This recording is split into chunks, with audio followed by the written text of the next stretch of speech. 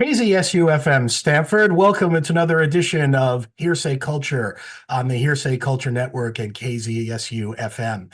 Today, we are covering a topic that we have covered quite a bit in the nearly 19-year history of Hearsay Culture, which is both algorithmic computing and also data.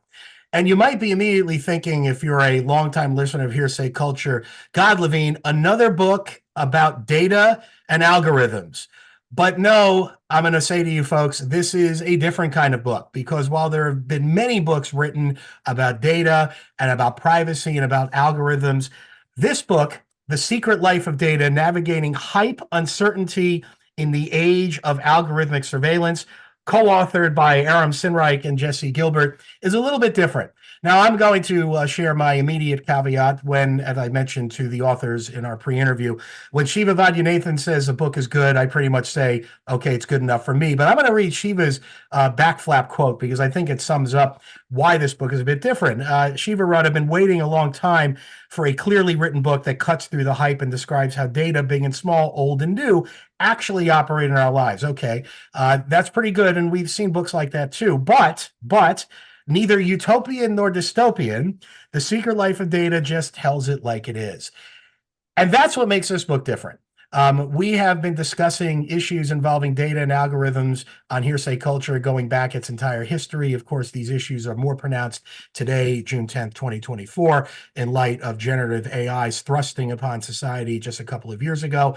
But what we tend to hear is either not only the sky is falling, but the world may very well come to an end because either privacy is not protected or algorithms will take over the world, or conversely, we have other authors and commentators who are focusing almost exclusively on the positive and good uses of technology and the challenges of privacy that are minimized without really getting into what the downsides might be. And I've been present, and I'm sure the authors have too, in presentations where 40 minutes of the presentation is, here's what's great about this technology, and the last minute is, but there might be a couple of things to think about, and then people are left with, what do we do about this? So this book does something different.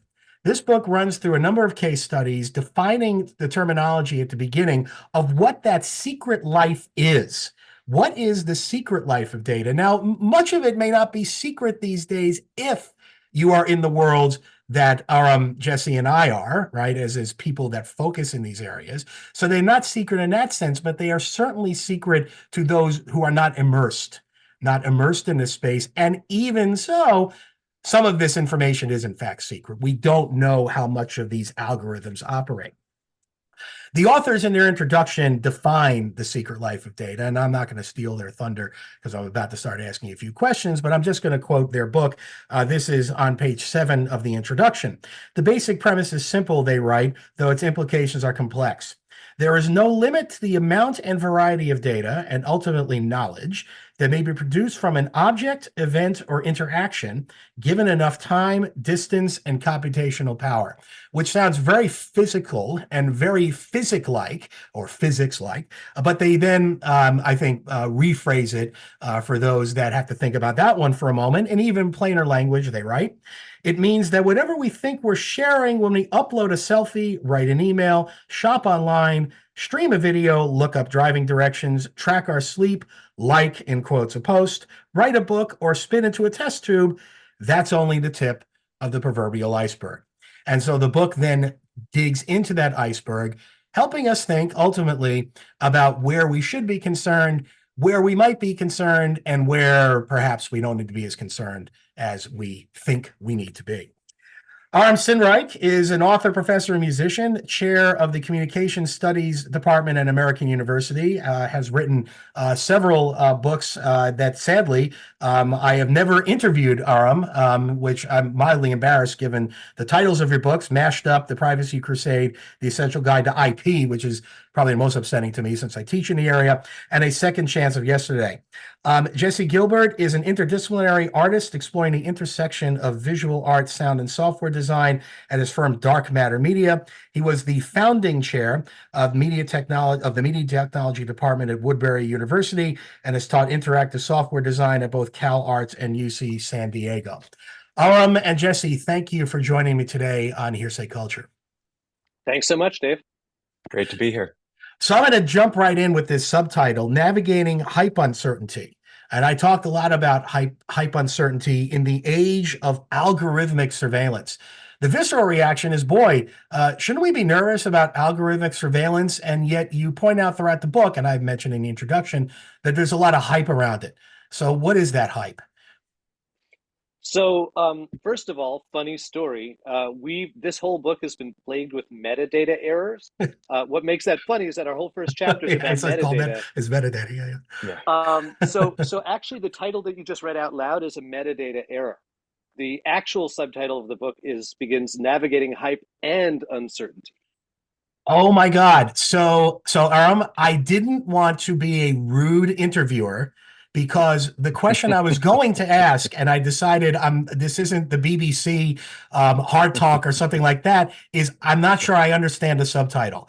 So okay, because I thought hype uncertainty is kind of a cool concept, It's a right? cool concept. It Yeah. I mean, it isn't sounds like a hip hop promoter, right? it's either a hip hop promoter, right? Or I was saying, well, there's hype, but I'm kind of uncertain about what the hype is. And okay, all right, which would have been a lot of fun. All right, that's great. Well, look, these things happen with the book. I could Yes. tell you that the book is still well worth reading, notwithstanding the typo on the cover. All right, hype They and actually fixed it before uncertainty. they rolled it out. You've got a promotional Oh, copy, I've got which it. is now a collector's About to edition. say, I have to get it Exactly. and I'll put it on eBay. All right, so Yeah. I've got a review copy, folks. Okay, Yes. navigating hype and uncertainty. I can still ask the Yes. question though. I think we've talked a little bit about the hype and a little bit of the uncertainty, but now we can differentiate between the two. So, what is that hype and uncertainty?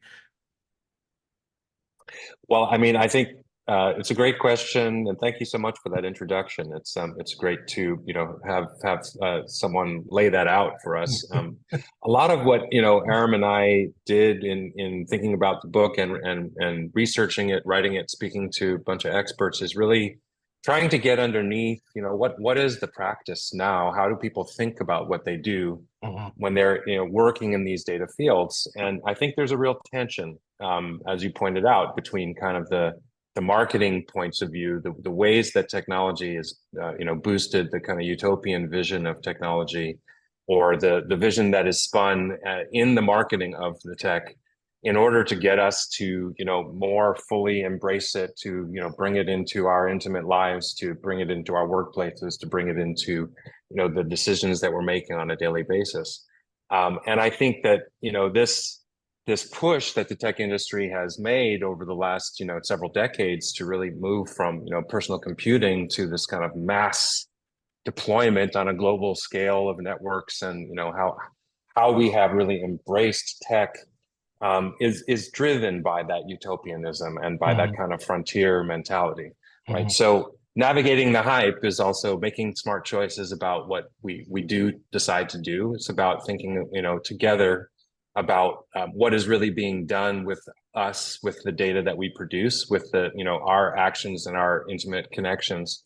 Mhm. Um, and making choices that are informed. And I think the book is really trying to present, as you said, a balanced picture of there is an upside to tech. We can't deny that. That's Mhm. kind of would be foolish at this point. There's also no off switch, Mhm. right? So we have to think clearly together about that. And part of the issue is that more people, aside from those of us who are experts in these fields, we need more people involved in that conversation. The book is really aimed at helping everyday people make sense of what is going on, make sense of what the data is that they're creating and how it's being used, and also thinking about the uncertain future of the data that is produced. And that's, I think, the central point of the secret life principle that you just read, Mhm. which is that there's really no telling what the data is going to become, right? Mhm. Knowledge is, and information is produced from the data that may be, a decade or two down the line. We live in an age of ubiquitous storage as well, not just computing, but the price of storage has plummeted so far that everyone who is recording the data is just deciding to keep it forever. And a new business model, a new political, circumstance will arise in which that data may be valuable, and that value that they derive from that is something that can cause us a lot of uncertainty as to, how do we best protect ourselves? How do we best navigate this new landscape that really wasn't clear when we began down this road? Right. The storage was immensely expensive.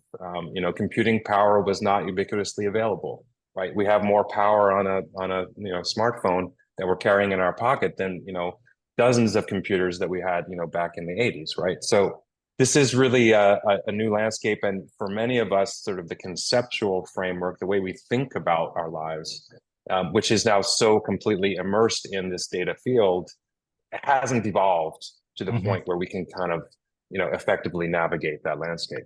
You know what, Aram, as and I know I'm not talking to lawyers, so I don't want you to get nervous because it just sound very lawyerly. What I think you're talking about here, the secret is really the harms, right? It's the uses as opposed to the collection itself. In other words, I think it's fair to say that at least not even sophisticated, but even maybe moderately sophisticated users of technology today kind of have a sense that data is being collected about them. I mean, I think maybe 15 years ago, maybe not so much. But what I think you're talking about here is that the harms, right? With the harms deriving that are unpredictable, the uses perhaps, those are the quote unquote secrets. Am I understanding that correctly?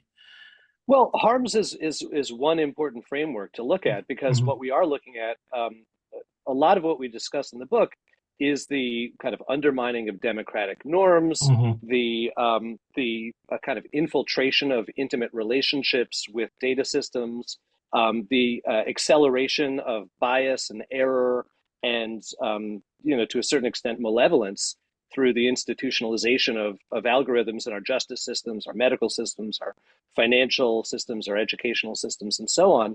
But it's more than just the harms. The point is that even the highly educated, highly capitalized actors that are designing these systems and collecting and storing and analyzing the data today have no idea Mhm. what's going to become of the data a couple of years down the line, right? Mhm. And if you look at social media platforms like WordPress or Tumblr or Meta that are now taking what's 2 decades worth of social media data and feeding it into machine learning algorithms, because there's a glut on, in order to get to GPT-5, we're going to need to absorb another trillion data points. um, you know those those systems were not built for the purpose of training AI, and only in the 2020s has the have the the terabytes and terabytes of data that they've collected been turned towards those uses. And Mhm. so we have to be thinking about that from an advanced perspective as well. The data that we are collecting now, which is orders of magnitude greater and more diverse than what we were feeding into our social media profiles in the aughts and teens, will also have these future uses that we can't predict. And so there's no way for us to conceptually wrap our heads around the meaning of consent in that kind of an environment. And it's very difficult equally for the businesses that we're transacting those data with today to be ethical, right? I mean, like, we're living in the era of the GDPR, where like every Mhm. freaking, like, an ethical website is one that puts a cookie wall up in front of you, demanding that you accept cookies before you go on to check your bank balance or health records. And that's really not adequate to address the, as you say, the harms or the other kind of social consequences that'll emerge when those data are not expunged, and either the companies that we gave them to or third parties that have one way or another gotten access to those data down the line use them for an entirely new purpose that we couldn't even give permission for now because it doesn't exist. So I think I get why, from a legal standpoint, you'd want to focus on harms, and that's a very real and important framework, especially when it comes to policy and regulation. But a concept that we spend a lot of the book pushing is that Mhm. this is not a wonky abstract subject. Right.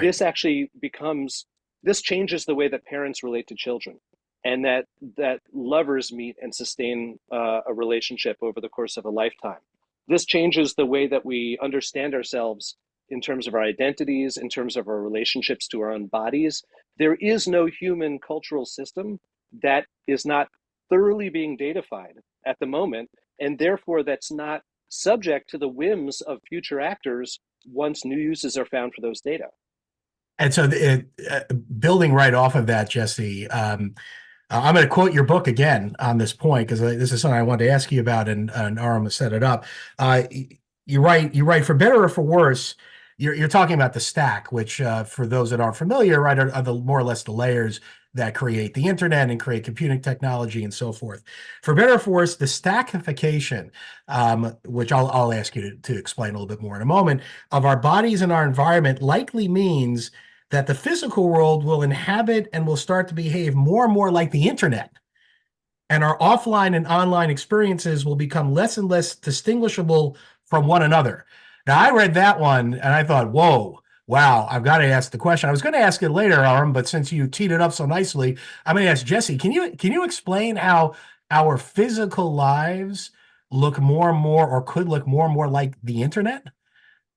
Yeah, I mean, I think that is a very important sort of downstream consequence of this notion of ubiquitous computing, which back in the 90s was kind of like a pipe dream of a lot of technology, boosters, right?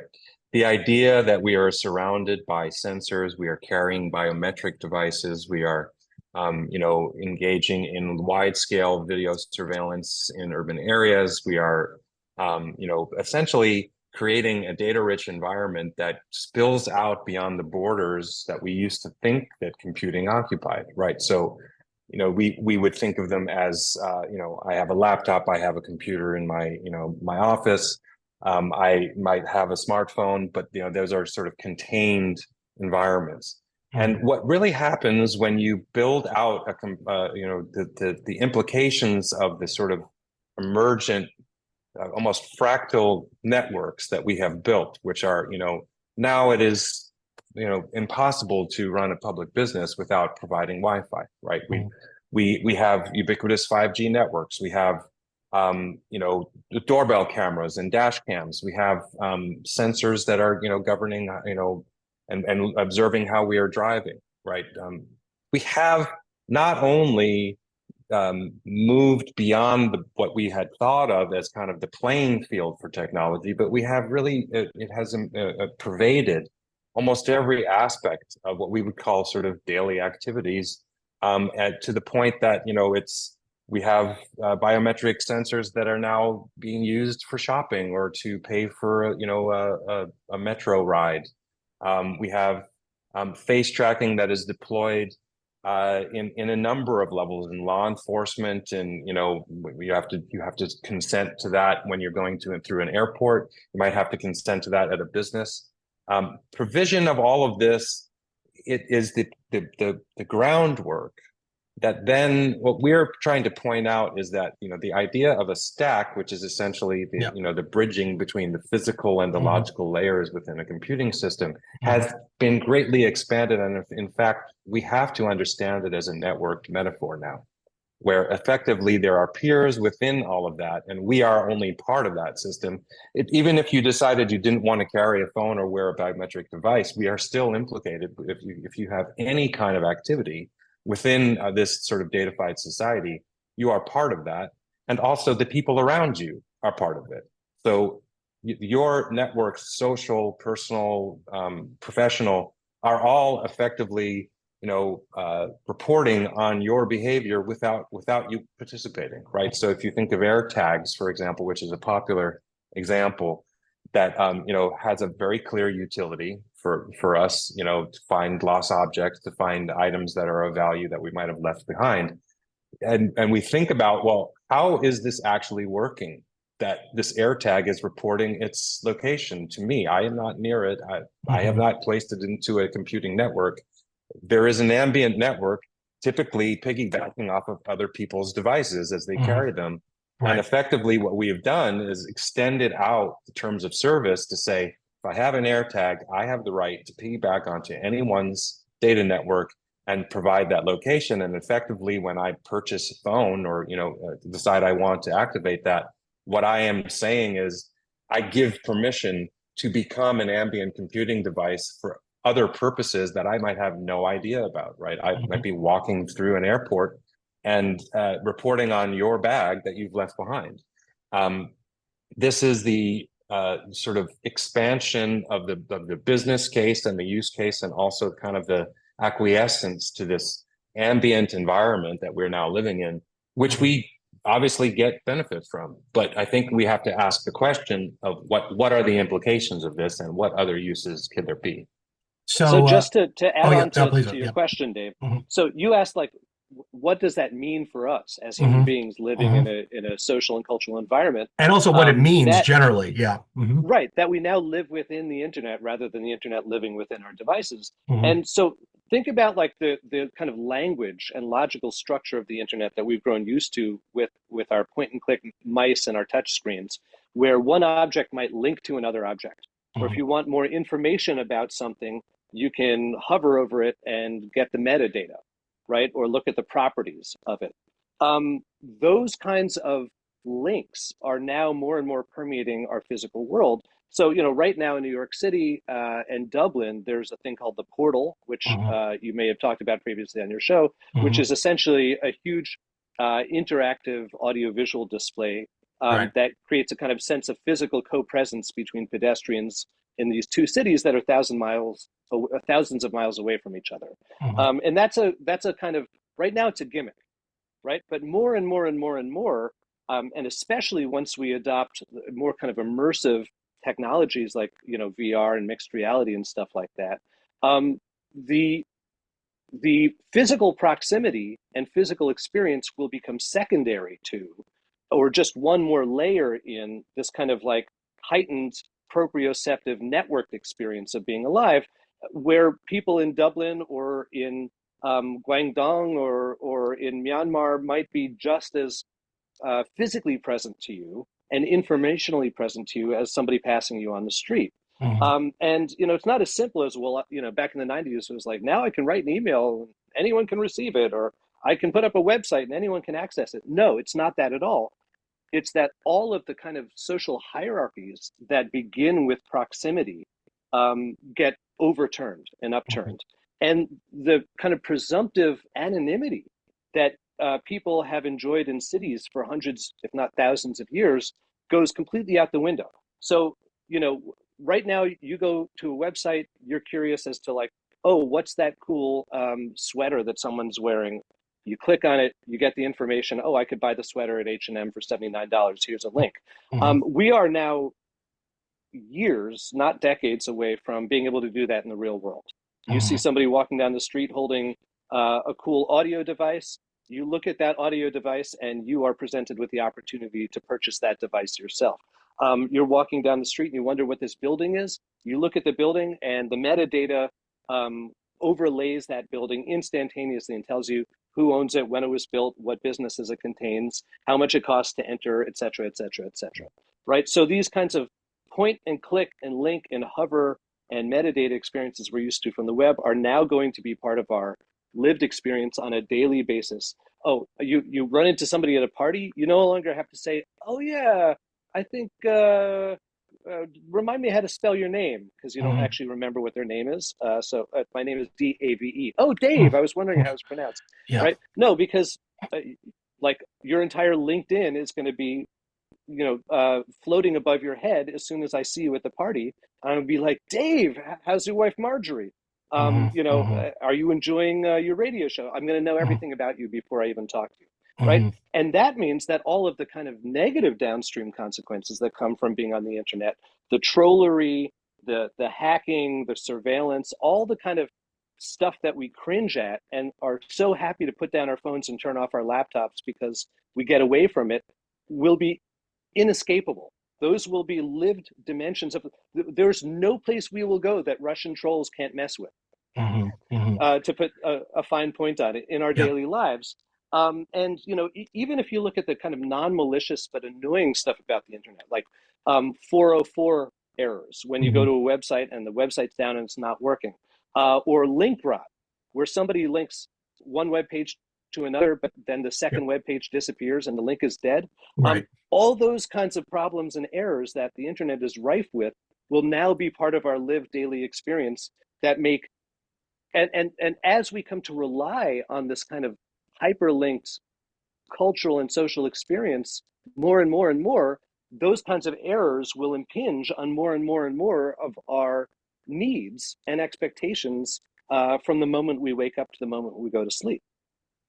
We're chatting with Aram Sinreich and Jesse Gilbert, authors of the book, The Secret Life of Data, Navigating Hype and Uncertainty in an Age of Algorithmic Surveillance, on KZSU-FM Stanford and Hearsay Culture.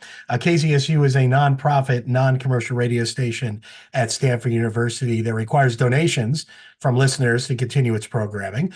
Please email our underwriting department at donate@kzsu.stanford.edu and check out hearsayculture.com for all the additional shows and programs, including the show with my dear friend Denise Howell, host of the show Uneven Distribution, and our show R&D with D&D. So Aram, you've painted now what sounds dystopian, even though initially I thought maybe we were more balanced, and I'm teasing you a little bit because let me push back for a moment and say, and I'll go to you, Jesse. So the old saw, which involved television, was turn off the TV. Is the suggestion, therefore, that, and I'm going to use the extreme, although I agree, not necessarily that far in the future possibility, because we saw Google Glass, for example, start and fail, but then there are apparently new efforts on the way. Can I, in the world that Aram described, opt out? Now, maybe I can't opt out of my data, right, being in that space. But in the world that we envision based upon, right, algorithmic surveillance and the secret life, is there a way that you could conceive where I, Dave Levine, or Aram or Jesse could say, you know what, I'm going to meet you the old-fashioned way, which is simply to walk up to you and say, hello, what is your name?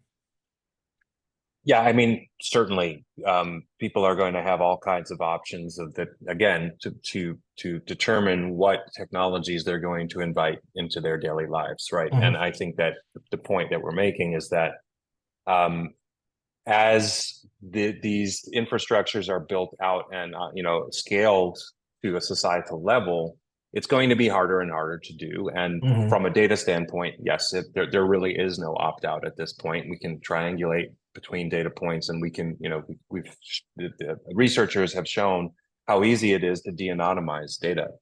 I do think that the other thing, though, that again, we're being faced with some of those sort of knife edge type decisions, which is really, if you're participating in business or in social discourse, opting into that is part of a fundamental decision that you have to make. So interestingly, Aram has opted out of a number of social media platforms Mm-hmm. in his practice. And I think that in a certain way, obviously, we have the ability to do that. But the point is also that we are implicated in this web of data, whether we are participating actively or not, right? Mm-hmm. We have examples of, for example, if you think about DNA, genealogy sites, right, where effectively this is an informational network, right? If you think about it from that perspective, that if you have relatives that participate in this, you effectively are participating in that. Now, that can have positive outcomes, as in the case of tracking down cold cases where serial killers have not been able to be found through direct evidence. And their relatives participating in a genealogy site have actually led to, as in the case of the Golden State Killer, that led them to identify the culprit. Yeah. But the other issue is that I think what we're really trying to do is raise sort of more of a provocative question, which has to do with understanding that there are more mundane, everyday use cases of that type of action where, we interviewed someone whose father had found out that he was unwittingly the father of another child that he never Mm-hmm. knew about. And Mm-hmm. that had happened without his participation in the DNA database process. It only happened because his relatives had opted in.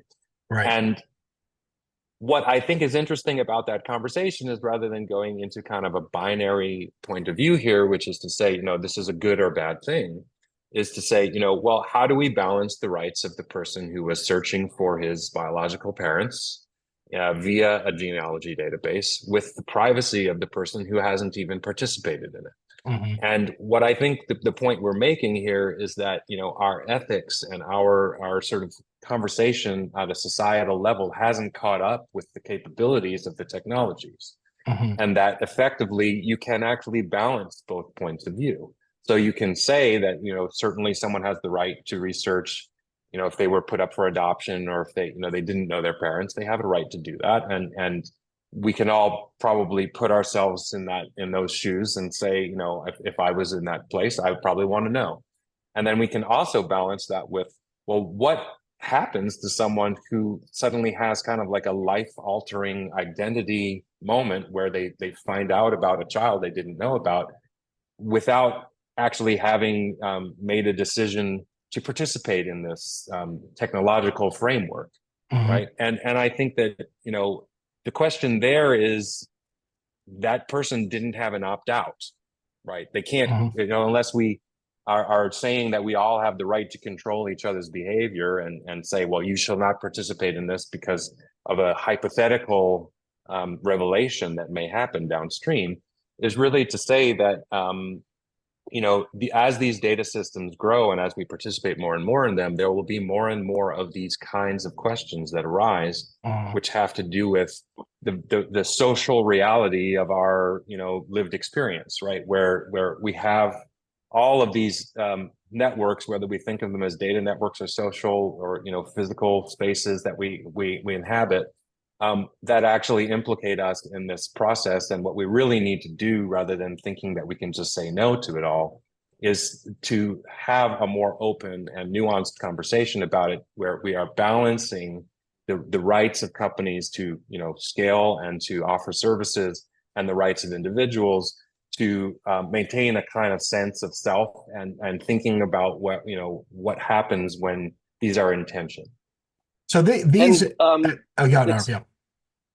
Sure. I was going to say, I mean, what Jesse's describing is that's the best case scenario, right? Because that presumes that everybody has transparency and political power and the ability to opt in or out.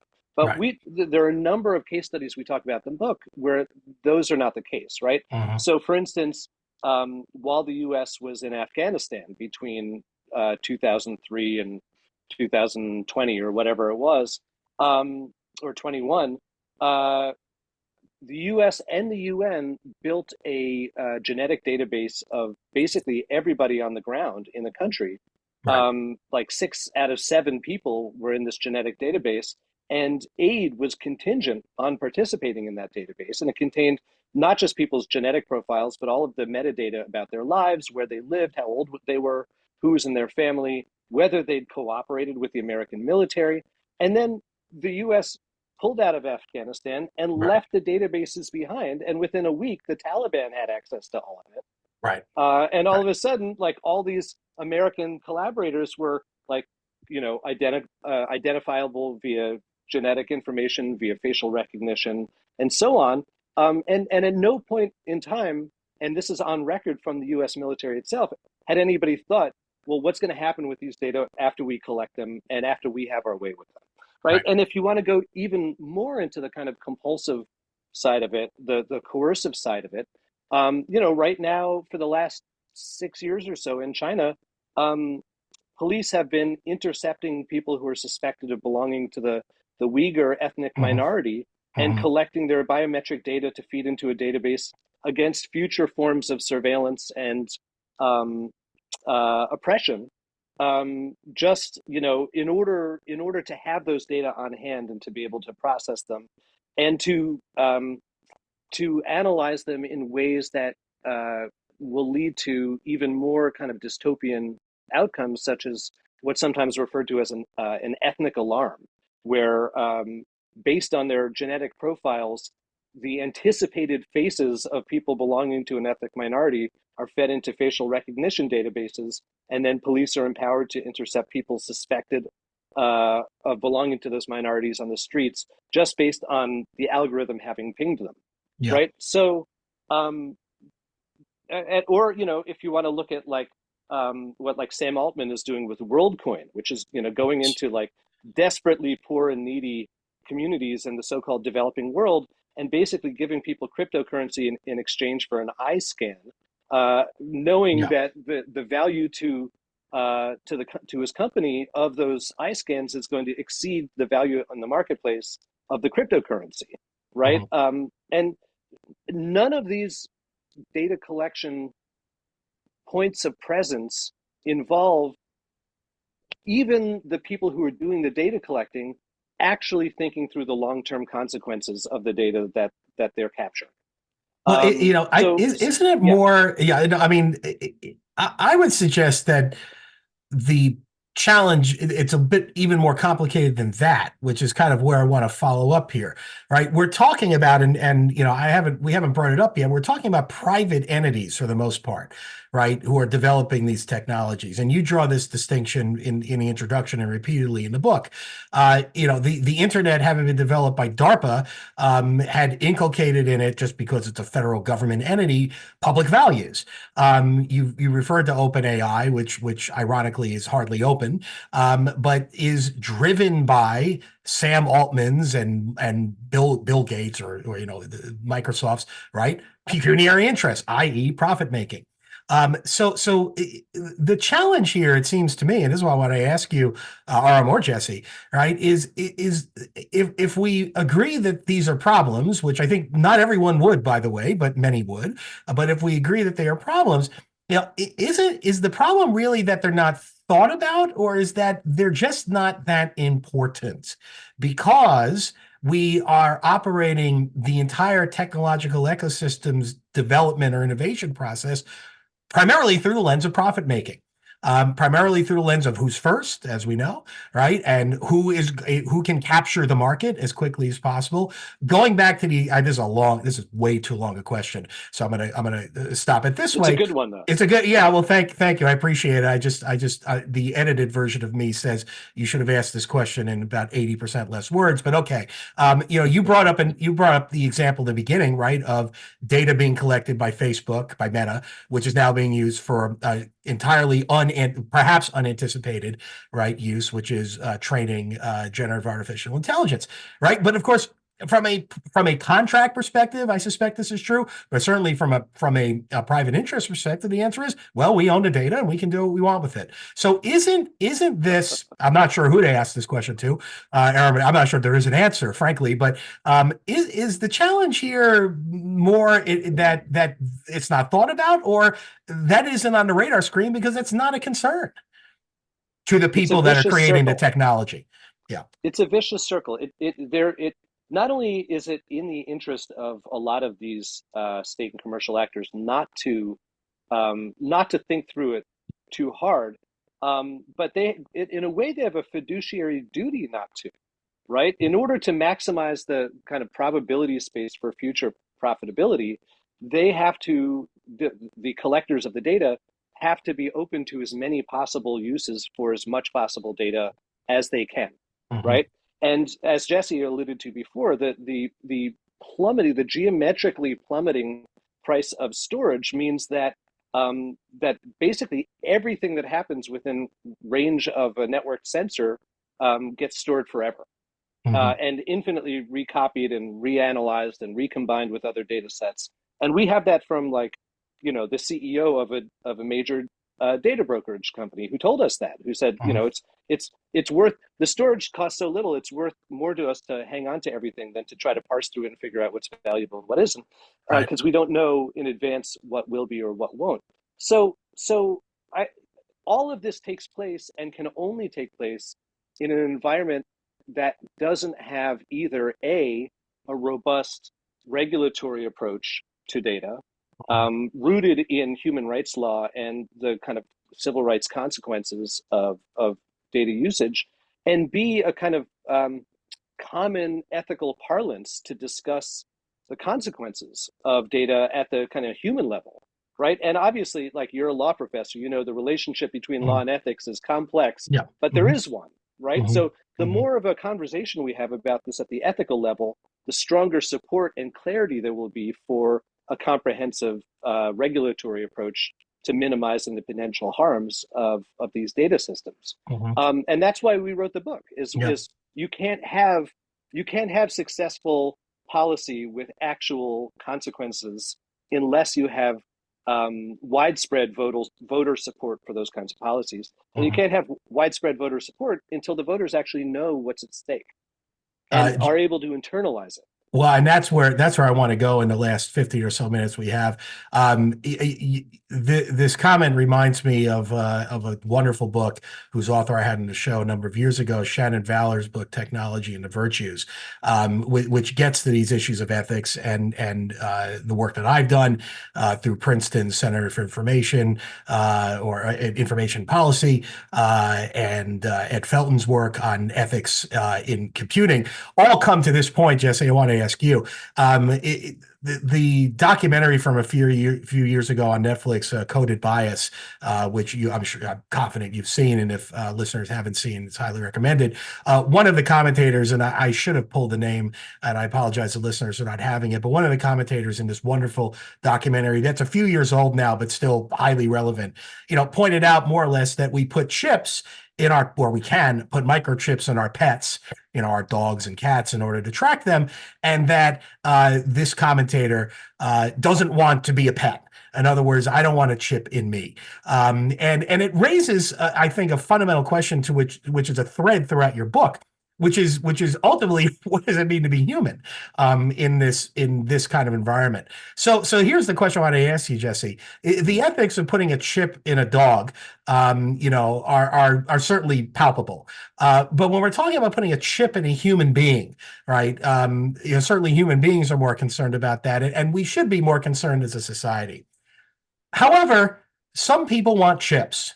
And some people may want to have that benefit. Now, you alluded to this earlier, and so here's the question: this balancing to which your book gets into, which is why I think the book stands out in the literature that we have, is highly complex.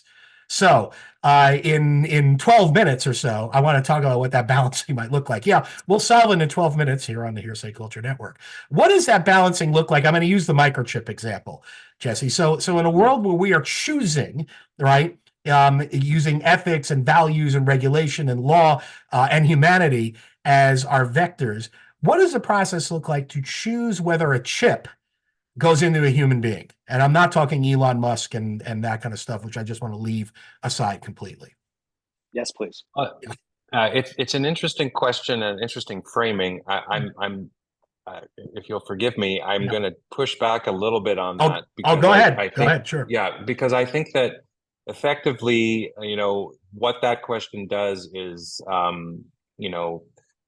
we can frame this as kind of an intrusive action, right? Like, incorporating something into our bodies. But the reality is that whether we do that, go to that extent, which was, kind of in vogue in the era when people were talking about cyborgy and, identity.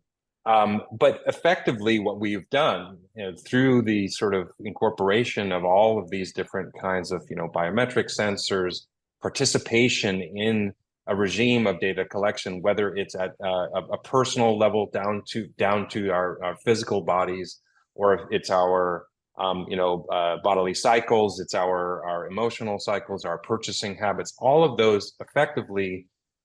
To me, the key point here is that by participating both in this kind of regime of data collection and then data analysis, right? So I think we have to maybe talk about this from a conceptual level for a second in order to get to the answer. And one of the things that I think we take great pains in the book to do is to differentiate between data and information. Yeah.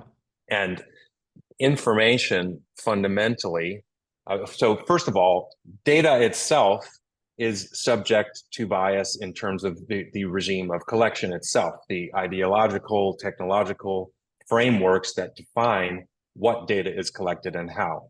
And so we should not sort of overly hype data as itself being an unbiased thing, which you hear all the time. That there's no data, there's no bias in data. It's just what you do with it. Well, no, it's actually very much determined by the framework that was used to create that data collection regime. And Jesse, I'm going to interrupt you with your own words, by the way, because you define data in the book as discrete quantitative values extracted from larger, more complex phenomena.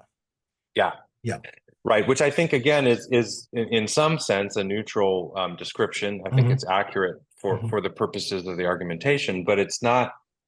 What it doesn't get to, which we do get to later in the book, is that actually that data collection process itself is implicated in sort of human concepts of what is important, right? What are the privileged points of view that are reflected in the data that we actually collect. But once the data is collected, we are actually also moving into the information space. And what that really implies, from my point of view, I think Aram would probably agree to this, is a contextual knowledge. Essentially an acknowledgement that the data has to be applied in a point in space and time, in a specific cultural moment. And to the degree that we have technologies that can sort of actualize that informational creation. And so, we have things where you can sort of locate information in time. If you think about like the ways that camera looks over time, film to video to cell phone to volumetric capture, right? These are all placed in time. They have a certain cultural presence. And I think that actually is kind of a better way to frame what we're talking about with Secret Life, because what we are saying is that informational transformation can happen repeatedly. And it itself is generative of new forms of data, which will feed back into the process, right? So I think that what we're really trying to come up here with is a framework of course, we have data, information, we have quote unquote knowledge, which by the way, can I define, I'm sorry to interrupt you again. I'm going to define these terms as well. See, contracts professor, I warned you before, but now I'm doing it. Yes. You define information as those mathematical values put into context, as you just alluded to, and thereby given a social meaning, whereas knowledge are actionable inferences made from information by interested parties such as governments, marketers, or researchers. Okay, you can continue. And to strain the metaphor a little bit, I think what we're really, ultimately asking in the book, and inference, for example, which is a sort of hot topic when you're thinking about AI systems, right, which go beyond just informational systems, but they're actually used for certain types of actions. To strain the metaphor here, the question that we're really asking is, in that chain, we would hope to be leading towards wisdom, right? Knowledge, inference, experience, application of that in a certain moment. Do we have the wisdom to find the balance here, to, as a society, have an open conversation that is inclusive beyond just the borders of policymakers and technocrats, where we are actually collectively saying, just because we can do this, it doesn't mean we should. Just because we have the capability to do it doesn't mean that we should always pull the trigger. And at the very minimum, as we operationalize new technology regimes, which we are obviously going to be doing, and which are in active development all over the world, we need to be asking these questions together of what is really at stake here? What can we do to mitigate the harms? And so for me, what we've kind of arrived at in a lot of these conversations we've had is really that we're at a mitigation phase. We're at a phase where there isn't an off switch. We can't opt out. We've signed the devil's bargain here, and there are a lot of benefits to that. But can we identify and come to some agreements about where those most egregious harms may lie, and can we mitigate those? And I think that's actually a balance that we have to reach, even just from an environmental standpoint. If you think about those kinds of implications, we need to really be actively developing that, and that should probably become part of, I think we're arguing that needs to become part of the language that the technology industry uses internally to frame a business model and not just view them as externalities. Right? Yeah, there's a very clever language that's been developed to effectively just offload all notion of consequence to a new business model. And we need to bring that back into the conversation. Onto the consumers themselves for the most part. Right. Well, that's what I was going to ask you, Aram. I mean, in light of this, right? I mean, there's, I recognizing that you're not policymakers, you're not writing a book that says here are statutes. So I want to be clear about that. You've not only identified, but I think explained very well what the issues are and how they can be thought about. And that has a value in its own right, even if none of us here have solutions. But let me ask you this question, right? And going off what Jesse just said, we have a relatively new moniker for those who raise concerns about AI, and the word which I'm sure everyone here has heard is doomers, the doomers. Yeah. And I haven't asked anyone this question yet because it's such a relatively new term, but I think the two of you are the person per people to ask, right?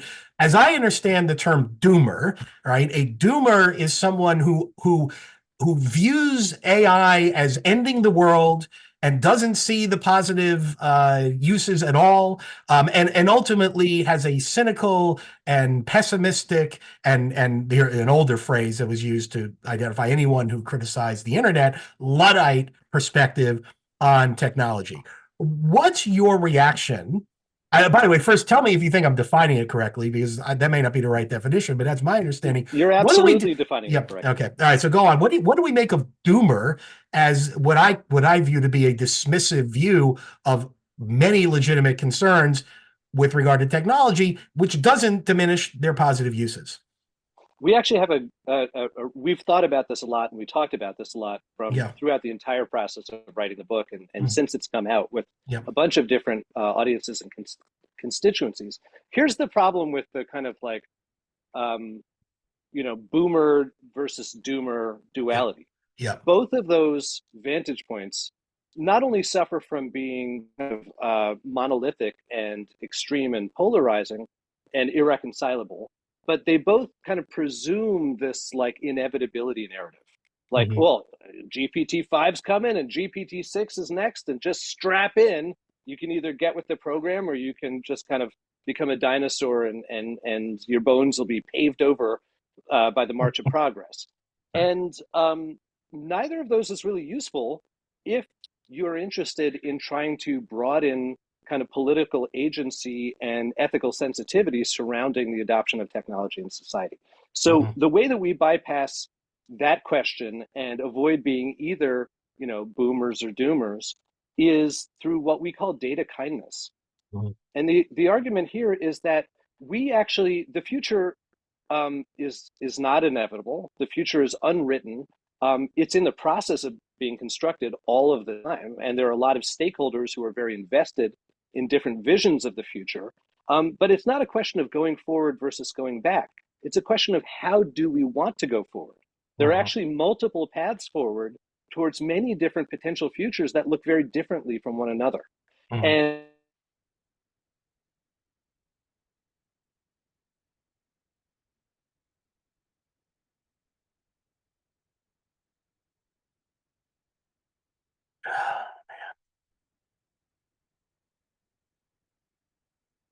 So the nice thing about Aram, I'm sorry about this. My internet, bizarrely, this has happened like twice, suddenly went out there. And so you're fine, and I can edit this later. What I'd like you to do, if you can, is pick up your answer. Can you pick up your answer from the beginning? Do you think from the beginning of the question? Okay. All right. Sorry about that. I don't know why I'm hardline here. I have an Ethernet connection. So that's really weird. Okay. Jesse, was I paused for you too? Was it on my end? No. No, it was on my end. It was totally on my end. And I'm sorry about that. All right. So what I'm going to do is just I'm going to count. I mean, we're fine, but I'm going to count it in 3, 2, 1, and then just pick it up from where you were. Okay. Sure. All right. 3, 2, 1. Well, so the problem with this kind of language of doomerism is that it's very polarizing. It contrasts people who are putatively interested in innovation, in thinking about the future, against people who want to prevent the future from happening and who have to either get with the program or have the march of progress just kind of pave over the remains of their bodies. Mhm. And, that presumes a kind of language of inevitability that's not necessary. And that really only benefits parties who don't want us asking questions and don't want us uh, putting up obstacles to them achieving the kinds of future that they want. So the Mhm. way that Jesse and I kind of avoid this false binary between doomerism and boomerism, or between innovation and Ludditism, is by reminding ourselves and reminding our readers that yes, the future is going to happen, but it's unwritten, and there are Mhm. actually many different possible futures that we can arrive at, and we collectively get to decide which of those many possible futures we're going to build for ourselves. Mhm. And so we have this concept that we call data kindness, Mhm. which centers human values, lived experience, and collective deliberation inside of that process of figuring out what the future looks like. So it doesn't become an issue of, well, are we going to move forward, or are we going to try to push things backwards? It becomes an issue of how can we together move forward into a shared vision of the future, in which the potential harms of technology are mitigated and the potential benefits are maximized, Mhm. so that we can live lives of dignity, so that we can maintain a diverse and continually evolving and polyvocal society, so that the most vulnerable among us have their needs met, even as the most ambitious among us have the opportunities to explore the extent of their imaginations. And we've always done this, right? This is not the first major techno-social hurdle that humankind has ever faced. The Industrial Revolution completely changed. I mean, you're an IP professor. You know Mhm. about the enclosure movement and Of its course. relationship to Yeah. industrialization and to the rise of the bourgeoisie, and ultimately to colonization and all the subjugation that happened in those colonies. We Mhm. are constantly, as a species and as a global society, navigating the unknown potential harms of our new inventions against the kind of optimistic new avenues of exploration and creativity that are also enabled by these new developments. So this is not in any way like the make or break moment for the human species. We're not afraid that we're about to enter into a barren hellscape in which only the strong survive from the privacy of their Mauna Loa bunkers. What we're saying is we could build if most of us aren't part of this conversation, if most of us aren't part of the decision making process, then what's most likely is that we will build a society in which technology and data are used to subjugate large swaths of the human population, and we live in a rigidly hierarchical society with a handful of information-rich elites at the top making decisions for everyone else. But that's not the only way we can go.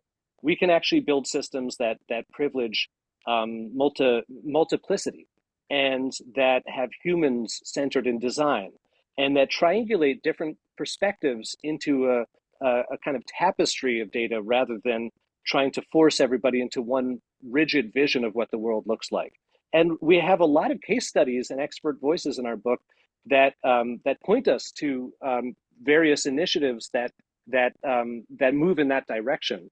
And by embracing those kinds of technologies and those kinds of policies and those kinds of commercial actors, we can actually push things that way, and we can make a universe that looks more like Star Trek and less like the Terminator.